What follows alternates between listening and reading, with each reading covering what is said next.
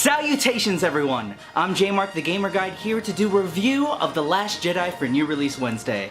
Now, of course, there are a lot of different reviews that have been done already. People love the movie, people hate the movie, so I thought, what if today I just told you in particular the really ridiculously silly things that I enjoyed about this movie. Hey guys, spoiler warning, there you go. Alright, so the biggest thing that I want to point out is that in this movie, Chewbacca is officially a Disney princess. That is correct. Much like we see in a lot of Disney films, he has animal companions to follow him around, be extremely animated, and generally offer him more character arc. Yes, this is a real thing. Number 2, the engaging love story of two people on opposite ends, not allowed to be together, will they, won't they? Yes, of course I'm talking about Kylo Ren and Rey. However, instead of Rey being your typical princess coming from a long legacy of Skywalkers, Rey is nobody.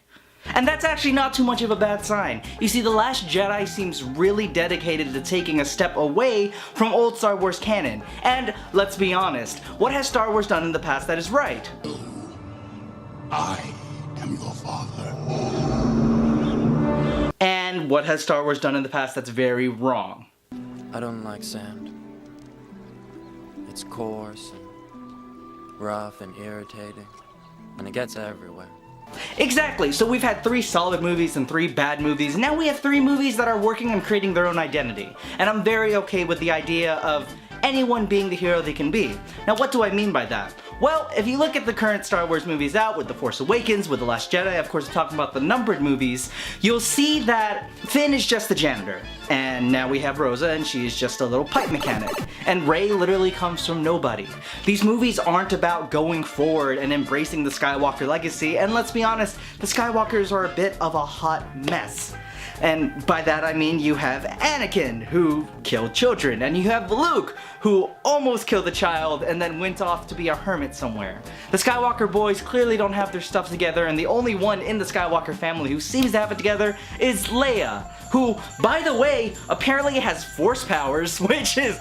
why doesn't she just use it more often? Is there a way of activating it? I have a lot of questions. And speaking of questions, when it comes to this movie, there are a lot of questions left unanswered. For example, apparently Force ghosts can actually interact with the physical plane. Okay, now one of the most badass moments of this movie is when the Dreadnought is literally blown up by jumping to hyperspace. Now, while I find this extremely incredible, one of the big questions I have is why is this not done more often? Of course, I wouldn't expect this to be done by the Rebellion. While they like being hotshot heroes, especially in the past, they don't necessarily want to sacrifice more lives. In fact, there is a big emphasis in this film about unnecessary sacrifice for war.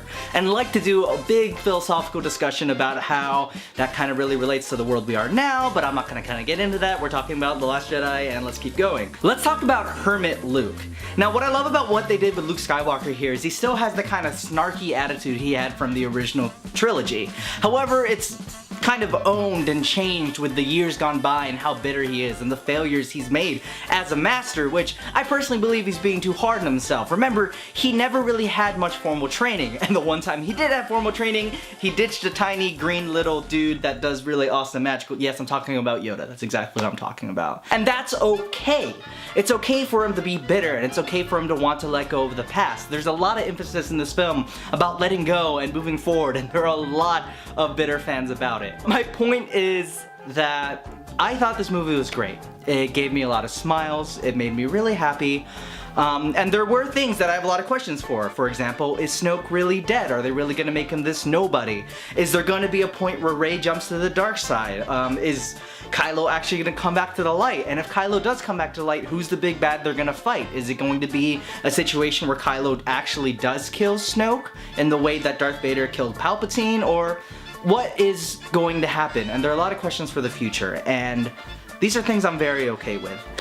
And yeah, there's a lot that happened in the movie. I'm definitely going to watch it again, and even more so again. I am quite obsessed. As you can see, Rey's here in the background, and we're hanging out. Everything's cool. Daisy Ridley, let's be best friends. And also, I would love to be in a Star Wars movie sometime, so let's make it happen.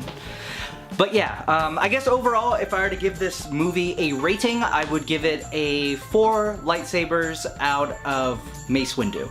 And there is no meaning to that, but I will say that there are a lot of questions that are left unanswered, and I will hold my appraisals until I see the 3rd movie. At At least, I don't understand why people believe this movie is the worst Star Wars movie ever to be made. You clearly have forgotten about the Clone Wars movie. You clearly have forgotten about Conversations About Sand.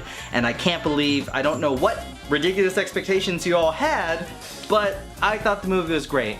The pacing felt really good. The forced romance between Rosa and Finn was a little odd, and this review was hecka crazy and me jumping around, and that's okay. That's exactly what I'm gonna do for you all, and if you want me to be more specific, go ahead and leave a comment down below. If you want me to get into philosophy, which is what I am known for on my channel, which there'll be a little eye up here guiding you to that, hopefully, yeah?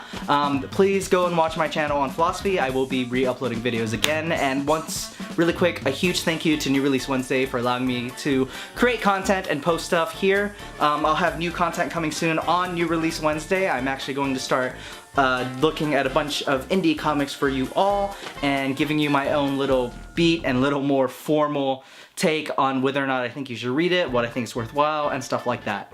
But yeah, hey, if you're watching this still, please like, comment, subscribe, hit the little bell, support local artists, support local people, support local comic shops, and I will see you all again later.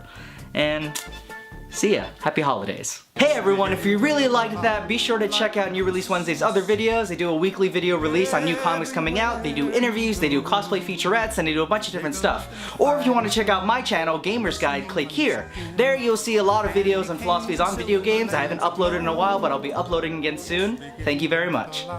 Like Christmas, toys in